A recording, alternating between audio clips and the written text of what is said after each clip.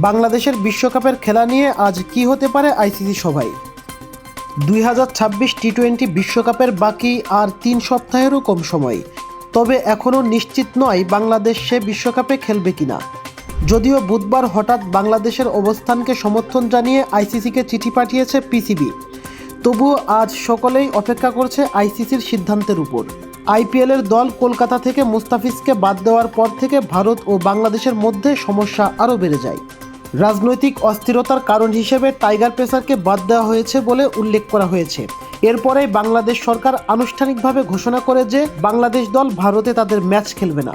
এই নিয়ে আইসিসিকে চিঠি দিয়েছে বিসিবি।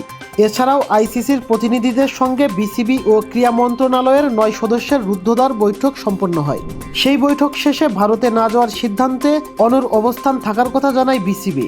এদিকে বিশ্বকাপে বাংলাদেশের অংশগ্রহণ নিয়ে আইসিসির সিদ্ধান্তের ঠিক আগে পিসিবি গভর্নিং বডি চিঠি লিখেছে আইসিসিকে। প্রতিবেশী দেশে রাজনৈতিক অস্থিরতার সময়ে ভারতে খেলতে না চাওয়ার বিষয়ে বিসিবির অবস্থানকে তারা সমর্থন করে। পিসিবির চিঠির পর আইসিসিকে একটি চূড়ান্ত সিদ্ধান্তে আসতেই হবে, কারণ বাংলাদেশ আইসিসির পূর্ণ সদস্যের দেশ। বাংলাদেশকে বাদ দিয়ে বিশ্বকাপ আয়োজন করতে হলে অবশ্যই বোর্ড সভায় অনুমোদন নিতে হবে। আইসিসিকে গ্রুপ বদলের যে প্রস্তাব দিয়েছে বিসিবি, তা বাস্তবায়ন করতে হলে অন্য দলগুলোর মতামত প্রয়োজন। এখন সকলেই অপেক্ষায় রয়েছে আজকের সভার পর কী সিদ্ধান্ত নেয় আইসিসি। তৌফিক তুহিন, চ্যানেল বিডি স্পোর্টস।